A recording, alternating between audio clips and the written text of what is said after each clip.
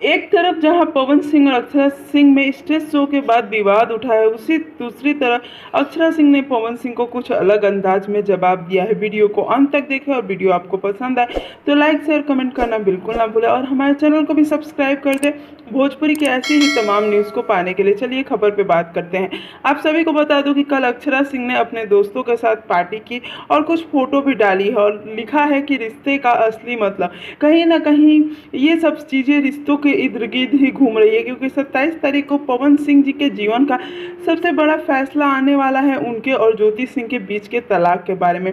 इसी बीच पवन सिंह जी ने भी कल अपने एक लाइव, छोटे से लाइव में उन्होंने कुछ बातें कह दी जो अक्षरा सिंह को शायद बुरी लगी हैं, इसीलिए वो ऐसा कह रही है। लेकिन आपको बता दूं कि पवन सिंह और अक्षरा सिंह का विवाद थमने का नाम नहीं ले रहा है। जब से अक्षरा सिंह ने पवन सिंह के तलाक की बात कही थी और वो चीज़ें अभी सच होती जा रही है, तो अक्षरा सिंह जी भी अपने आप को जीती हुई महसूस कर रही हैं और बार बार इस चीज़ को दोहरा रही हैं। कहीं ना कहीं अक्षरा सिंह की जीत है।